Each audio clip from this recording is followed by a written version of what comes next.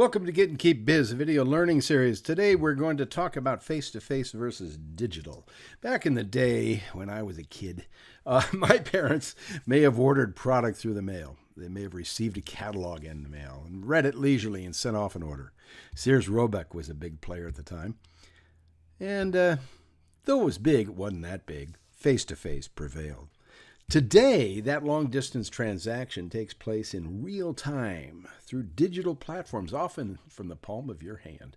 And we're going to see drastic changes over the course of time, but not exactly now. Let me explain. Where do you go for your groceries?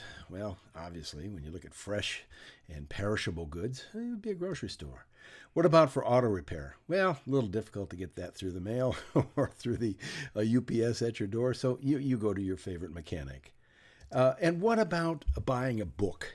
Well, I got to tell you, I buy a lot of books through Amazon.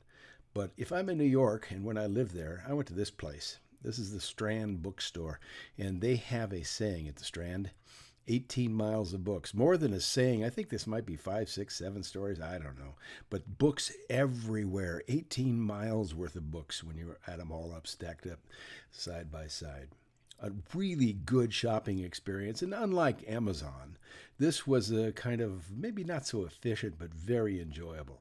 So what I'm saying to you is when we stack up these two particular experiences, we see a couple of things come forth with respect to exactly how the product gets from manufacturer to customer. Number one, as Silk shows us in the book, demand generation is different. Demand generation on the web can come in form of an email. Same thing for your Strand Bookstore, but more likely the Strand Bookstore is going to be a destination location, someplace that you might work into your daily routine. I did that pretty fairly often when I lived in New York.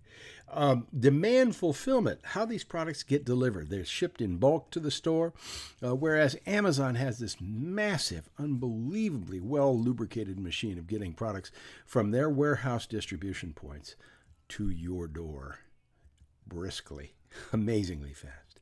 And then there's that after-sales service component.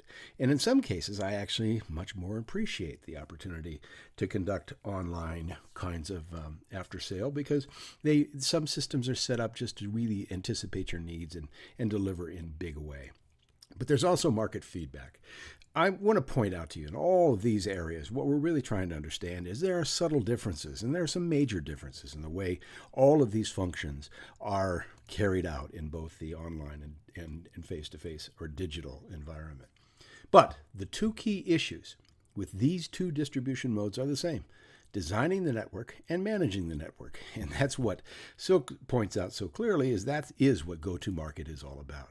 So I'm going to summarize here, and we're going to lead you to a couple of new topics down the road. The internet adds a new dimension of consumer issues: barriers like friction and opportunities like the long tail.